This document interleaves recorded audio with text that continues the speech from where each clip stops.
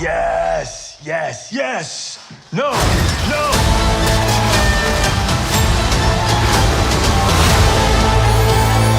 Hello Brovers, belum lama kisaran tadi subuh gitu ya, trailer perdana dari serial She-Hulk akhirnya dirilis juga. Seperti biasa, di dalam trailer Marvel ini ya selalu ada detail-detail menarik yang memang sengaja diletakkan biar dibahas gitu ya oleh kita para konten kreator dan akhirnya dapat iklan gratis si Disney ini.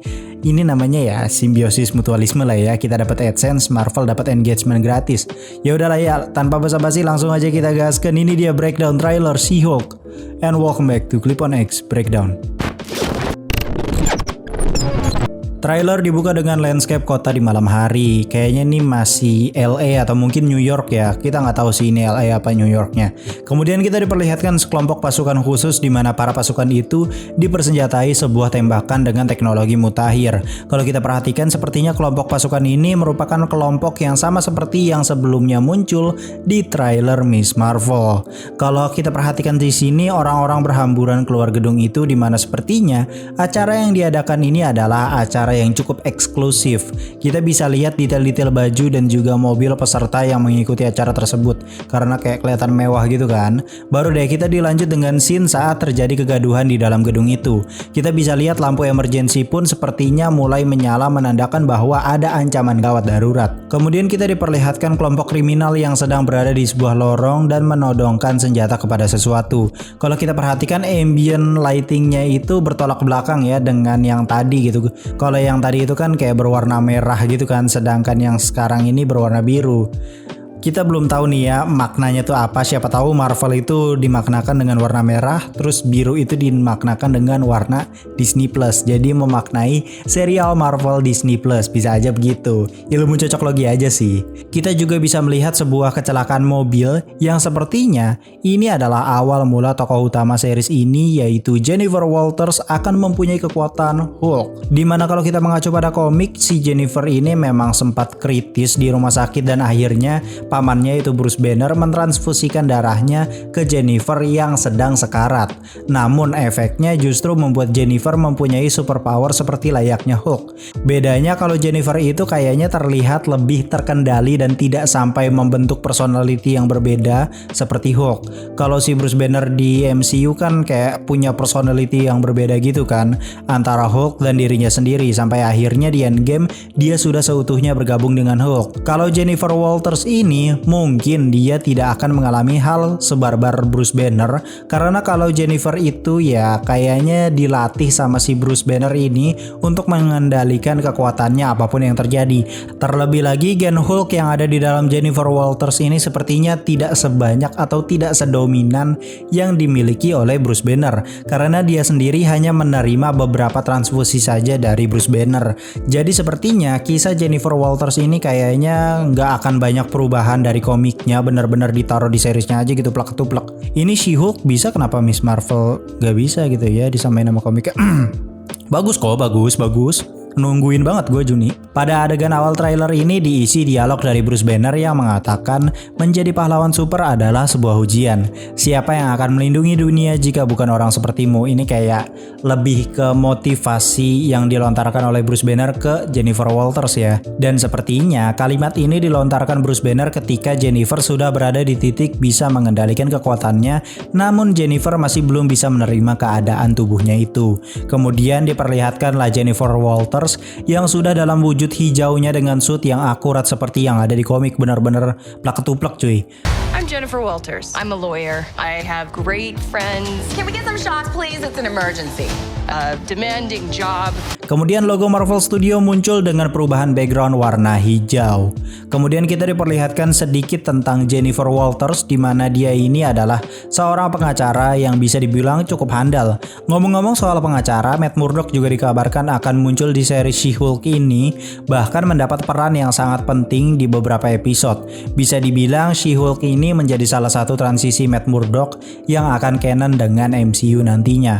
Matt Murdock sendiri sudah muncul di Spider-Man No Way Home sebagai cameo pengacara yang akan menangani kasus Peter Parker yang difitnah Mysterio. Cuman kan kayaknya si Matt Murdock ini bakal lupa ya sama Peter Parker.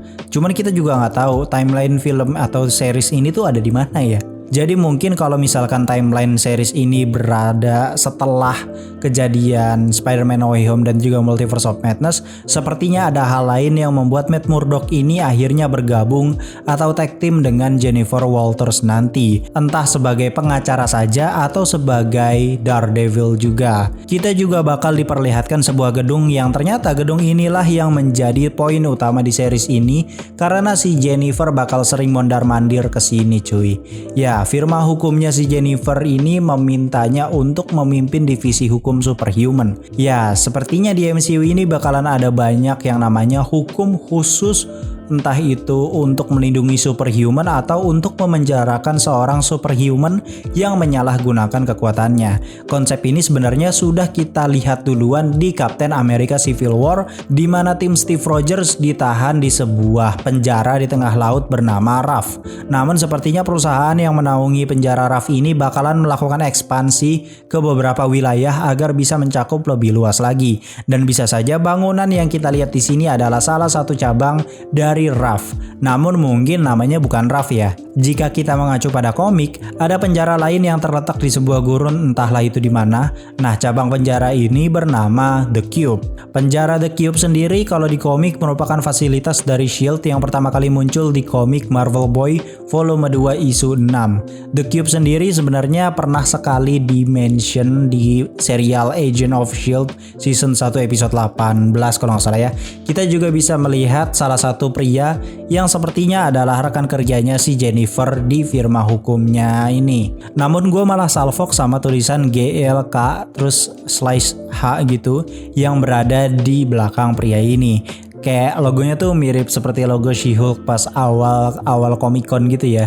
Diduga kuat GLKH inilah nama firma hukumnya si Jennifer Walters ini. Kita juga diperlihatkan satu wanita yang cukup mencuri perhatian. Wanita ini diperankan oleh Jamila Jamil. Diduga kuat wanita ini bernama Mary McFerran. Kemungkinan kuatnya dia bakal jadi villain yang bernama Titania. Sosok Titania sendiri merupakan superhuman seperti layaknya She-Hulk. Dia memiliki kekuatan superhuman strange ya kayak Hulk juga gitu ya. Namun sosok Titania ini terlihat bertolak belakang dengan Jennifer, di mana Mary ini justru sangat menginginkan punya kekuatan superhuman. Sedangkan Jennifer kan awalnya itu malah tidak bisa menerima keadaan itu ya. Titania sendiri pertama kali muncul di komik Marvel Superhero Secret Wars isu 3. Titania itu dikisahkan mendapatkan kekuatannya dari sosok Dr. Doom. Sedangkan Dr. Doom sendiri kayaknya kita tidak tahu ya dia sudah exist atau belum di MCU. Cuman kayaknya udah exist tapi belum kayak expose atau belum diliatin aja gitu ya. Karena kemunculan Fantastic Four aja masih belum jelas gitu kan kabarnya. Sutradaranya aja cabut gitu ya, healing. Kalau misalkan sosok Dr. Doom ini akan muncul di series ini, sepertinya dia akan digambarkan sebagai Victor Von Doom yang merupakan salah satu scientist ternama. Jadi mungkin belum jadi jahat gitu kan, siapa tahu. Baru deh kita diperlihatkan Jennifer Walters yang ditugaskan untuk menangani kasusnya Emil Blonsky. Masih belum jelas yang memerintahkan si Jennifer itu atasannya atau dia hanya disuruh mencari klien superhuman yang terlibat hukum. Mungkin saja dia disuruhnya cuma cari klien gitu ya. Namun dia nanya ke pamannya yaitu Bruce Banner dan baru deh direkomendasikan si Emil Blonsky ini atau biasa kita kenal dengan nama Abomination. Oh, Bruce, kind of feels like if I don't transform, I'm gonna die. Yes, yes, yes. No, no. Kalau kita lihat sepertinya ini benar-benar terkoneksi dengan adegan Wong yang membawa Abomination dari The Golden Dagger. Kalau kita lihat di sini Emil Blonsky juga sudah bisa kembali ke wujud manusianya atau mungkin aja dia udah bisa mengendalikan ya. Mungkin kita bakal dikasih penjelasan soal Emil Blonsky ini yang sudah mulai bisa mengendalikan kekuatannya itu. Kemudian diperlihatkan si Jennifer ini akhirnya mengunjungi pamannya yaitu Bruce Banner yang sedang healing karena galau mungkin ya kehilangan Natasha Romanoff. Nah, Bruce ini sepertinya akan menjadi guru yang akan mengajarkan Jennifer cara mengendalikan kekuatannya. Terlebih lagi, sepertinya Jennifer itu lebih mudah dalam mengendalikannya karena dia hanya menerima transfusi darah dari Banner yang sudah secara utuh menjadi Profesor Hulk. Bisa saja karena dia hanya menerima beberapa gen dan gen tersebut adalah gen wujud Profesor Hulk bukan Hulk barbarnya ya. Jadinya dia bisa dengan mudah untuk mengendalikannya, tapi tetap aja dia mungkin perlu dilatih sedemikian rupa gitu. Banner juga sempat ngomong kalau si Jennifer itu bangkitnya ketika dalam keadaan marah ataupun ketakutan. Maka dari itu Banner melakukan tes dengan mengurung Jennifer di sebuah tabung di mana Jennifer ini akan diamati perkembangan otaknya oleh Banner. Kemudian kita diperlihatkan Jennifer yang mulai bertransformasi menjadi She-Hulk. Kalau kita perhatikan warna pupil matanya menjadi hijau gitu ya, yang mengingatkan kita dengan Bruce Banner saat ia belum bisa mengendalikan Hulk di film-film sebelumnya kayak di Incredible Hulk, terus juga Age of Ultron ataupun Avenger yang pertama. Dari sini kita diperlihatkan Jennifer yang akan digiles pakai gergaji. Tujuannya adalah untuk memancing amarah dan ketakutan dari si Jennifer dan men-trigger si Hulk ini muncul. Kita juga bisa perhatikan kalau sepanjang trailer itu tangan Bruce Banner itu sudah sembuh total ya. Sedangkan pada Shang-Chi The Legend of the Ten Rings, tangannya itu kan kayak masih mengalami penyembuhan gitu kan.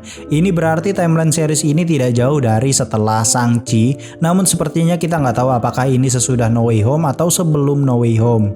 Kalau lu perhatiin tempatnya si Hulk yang lagi staycation ini tuh tempatnya mirip banget kayak tempat si Eddie Brock pas kepental di MCU kan. Nah yang bikin gue mikir ke situ adalah ada adegan sepersekian detik gitu si Jennifer itu pakai kaos tulisannya I Love Mexico. Nah pas banget si Venom itu kayaknya mentalnya ke Meksiko, cuman gue nggak tahu ya mental ke Meksiko atau ke Texas, tapi seingat gue sih kayaknya ke Meksiko. Kalau beneran nih misalkan si Eddie Brock ini mentalnya ke Meksiko, wah bahaya cuy, kita harus tahu dulu nih timeline si She-Hulk ini berada di mana, sebelum No Way Home atau setelah No Way Home. Kalau misalkan setelah No Way Home, wah gawat cuy, masalahnya di situ ada satu tetes simbiot kan. Nah satu tetes simbiot ini kalau misalkan ngejangkitnya si Bruce Banner, waduh jadi Venom Hulk cuy. Dan Venom Hulk itu emang ada cuy, emang ada referensinya. Gue pernah ngeliat di Marvel Fandom ada emang yang namanya tuh Venom Hulk gitu. Kita juga diperlihatkan pertama kalinya si Jennifer ini masuk kerja dengan kondisi menjadi She-Hulk gitu ya. Bahkan saking viralnya, beberapa reporter juga datang ke rumahnya si Jennifer hanya untuk mewawancarai Jennifer selaku penerus Hulk. Kita bisa lihat detail dari mobil si reporter ini kalau set tempat series ini sepertinya memang berada di Los Angeles. Karena penampilan dari si Jennifer ini begitu cantik gitu ya, seksi dan sangat sempurna sekali lah pokoknya. Bener-bener jauh lah ya dari Hulk yang biasa kita lihat gitu. Jennifer ini jadi viral banget nih sampai banyak yang tertarik buat ngedate sama dia. Kita juga bisa melihat Jennifer ini sekarang makin pede gitu ya dengan penampilannya sebagai She-Hulk yang jauh lebih menawan ketimbang dirinya sendiri mungkin. Dia bahkan sampai hadir ke acara yang cukup bergengsi dan mendapat pusat perhatian publik. Tapi kalau kita perhatikan lagi, acara bergengsi ini sepertinya adalah acara yang akan menjadi kacau seperti yang ada di awal trailer tadi. Temannya si Jennifer ini juga merekomendasikannya untuk bergabung dengan Avengers. Jelas ini menjadi singgungan besar bahwa pembentukan New Avengers dan Young Avengers sudah berada di depan mata. Jadi nanti mungkin akan terbagi menjadi dua kubu nih. Ada yang udah profesional dari zaman sebelum snap Thanos atau yang berjuang bareng di Endgame dan beberapa anggota baru yang emang sepertinya masuknya ke New Avengers gitu. Sama yang masih bocil-bocil kayak Kamala Khan, Kate Bishop, Ironheart, dan beberapa karakter remaja yang lainnya gitu yang masuk. Kalau Peter Parker kayaknya masuknya ke tim profesional atau New Avengers ya, karena emang dia kan udah bukan remaja lagi kan, nanti digambarkannya dia udah lebih kayak pria pekerja mungkin, atau mungkin jadi freelancer, atau mungkin nanti jadi abang-abang kuliahan kupu-kupu gitu, bisa aja. Kemudian kita diperlihatkan Jennifer Walters yang terlibat pertarungan yang sepertinya berlokasi di sebuah persidangan. Kita juga bisa lihat kalau Jennifer ini masih pakai baju formalnya gitu ya. Mungkin karena dia terlalu emosi dengan lawannya, makanya dia berubah jadi She-Hulk. Kalau kita perhatikan musuhnya ini seperti tidak takut gitu ya. Berarti doi emang punya superpower juga, dan kuat diduga dialah Titania. Kita juga diperlihatkan seorang pria berbaju misterius yang kuat diduga dia adalah Frogman. Frogman ini mempunyai nama asli Eugene Patilio. Dia pertama kali muncul di komik Marvel Team issue 121 yang dirilis Juni tahun 1982. Kita juga dilihatin beberapa latihan yang dilalui oleh Jennifer ini, kayaknya pelatihannya itu dalam segi mengatur emosional ya, biar nggak gampang berubah jadi She-Hulk dan juga jadi barbar gitu ya, karena kayak bangun tidur aja harus diklakson gitu dan dia harus berusaha untuk mengendalikan emosinya gitu. Padahal semua orang pasti emosi anjir kalau dibangunin kayak gitu mah. Gimana Jennifer yang ada gen Hulk ini anjir. Kita juga bisa lihat kemunculan sosok Titania yang membobol salah satu sidang pengadilan. Fokus guys, fokus ke celananya aja kalau emang nggak bisa fokus ke atas gitu ya. Sepertinya tempat ini masih tempat yang sama saat ia terlibat pertarungan dengan Jennifer di persidangan gitu ya. Trailer ditutup dengan Emil Blonsky yang berubah jadi Abomination lagi. Kemudian Jennifer yang mendarat menggunakan kaos putih bertuliskan I Love Mexico. Kemudian Jennifer juga diperlihatkan menggunakan penampilan menawannya itu sebagai She-Hulk untuk memikat berbagai cowok di Tinder. Anjay, ini kayaknya bukan dia yang digilir gitu ya anjir, tapi dia yang membantai semuanya gitu.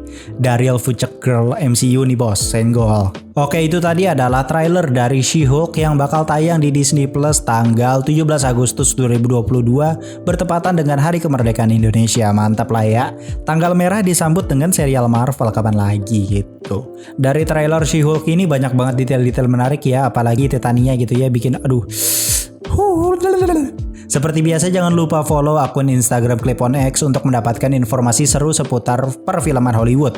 Kalau ada yang mau berteori atau mengkoreksi beberapa kesalahan di video ini, silahkan cantumkan aja di komentar dengan hashtag bacol. Gue Clip-on X pamit undur diri and I'll come see you next time.